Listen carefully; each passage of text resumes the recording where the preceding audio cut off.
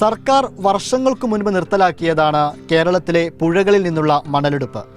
ഇപ്പോൾ മണലെടുപ്പിന് അനുമതി നൽകിക്കൊണ്ടുള്ള ബജറ്റ് പ്രഖ്യാപനം ഈ മേഖലയിൽ തൊഴിലെടുക്കുന്നവർക്ക് വളരെയധികം പ്രതീക്ഷ നൽകുന്നതാണ്. സർക്കാരിൻ്റെ വരുമാനം വർദ്ധിപ്പിക്കലാണ് പ്രധാന ലക്ഷ്യം.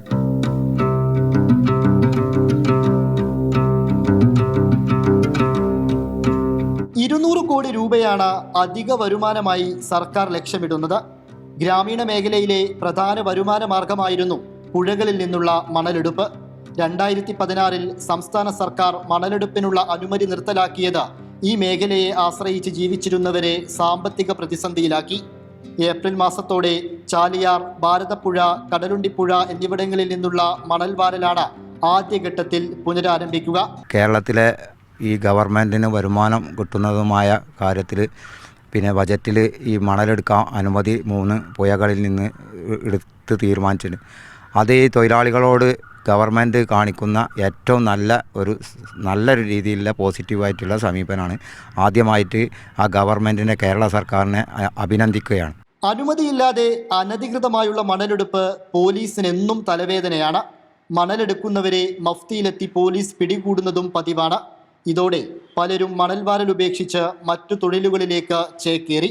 ഏകദേശം ഒരു 2016 ആയിരിക്കാം ടൈം ജോലി നിർത്തിയത്. അല്ലാതെ പിന്നെ കള്ളക്കടത്ത് പോകുമ്പോൾ നമ്മൾ ചിലപ്പോൾ പുഴയ്ക്ക് ചാടുക, അങ്ങനത്തെ പ്രശ്നങ്ങളൊക്കെ ഉണ്ട്. പുഴ ചാടി പോയാൽ ചിലപ്പോൾ നമ്മളെ മൊബൈൽ വന്നിട്ടുണ്ടെങ്കിൽ അത് വെള്ളത്തിൽ പോകും. ഇങ്ങനെയൊക്കെ പലജാതി പ്രശ്നങ്ങളാണ്. അപ്പോൾ അതുകൊണ്ട് ഞാൻ നിർത്തി. പോലീസുകാർ ഒരു കാക്കിയിട്ട് ആരെയും വന്നാൽ തന്നെ ഞങ്ങൾക്ക് പേടിയായി പിടിക്കുന്നില്ല ആൾക്ക്. അപ്പോൾ നമ്മൾ വെള്ളത്തിൽ ചാടുക, പിടിച്ചാൽ നീന്തുക. അപ്പോൾ ആയില്ലാത്ത സ്ഥലമൊക്കെ രാത്രിയൊക്കെ ആണെങ്കിൽ ബുദ്ധിമുട്ടാവും. അപ്പോൾ ഞാൻ കള്ളക്കടത്തിനൊന്നും പോകണില്ല. അതുകൊണ്ട് അത് നിർത്തിയതാണ് അന്ന് മുതൽ. ഇത് തുടങ്ങിയാൽ പിന്നെ ഇതിനെ ഇറങ്ങണം. ഇതിൽ തുടങ്ങിയാൽ എന്തെങ്കിലും നമുക്ക് നമ്മളെ സൗകര്യം പോലെ ചെയ്യാൻ പറ്റും. മറ്റൊക്കെ ചെറിയതായിട്ട് ഇതല്ലേ ഉള്ളൂ. എപ്പോഴും പണി കിട്ടിക്കൊള്ളണമെന്നില്ല. എപ്പോഴെങ്കിലുമൊക്കെ പണി കിട്ടുള്ളൂ. അപ്പോൾ അതിലൊന്ന് കുടുംബം കഴിയാൻ ബുദ്ധിമുട്ടാണ് ഇത് കിട്ടിയാലും. ഉപയോഗമില്ലാത്തതിനാൽ പല തോണികൾക്കും കേടുപാടുകൾ സംഭവിച്ചിട്ടുണ്ട്.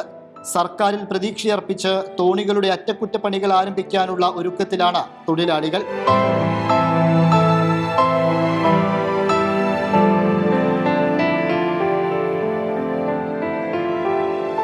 വെറുതെ നന്നാക്കിയിട്ട് കാര്യമില്ലല്ലോ. പണിയൊക്കെ ഉണ്ടെങ്കിൽ അതൊക്കെ പൊന്തിച്ച് നന്നാക്കും. അപ്പോൾ ഒരു പണിയൊക്കെ ഉണ്ടാകുകയാണെങ്കിൽ എന്തായാലും നന്നാക്കും പണിയെടുക്കാൻ വേണ്ടിയിട്ട്. ഇതിനൊക്കെ ഇപ്പോൾ ₹10 വരും എന്തായാലും ചിലവ്. നല്ല വരക്കുള്ളതിനൊക്കെ നല്ല സംഖ്യ വരും. മരം ഈ കൊണ്ടുവരണം, അങ്ങനെ ഫൈബർ ചെയ്യണം എന്നൊക്കെ.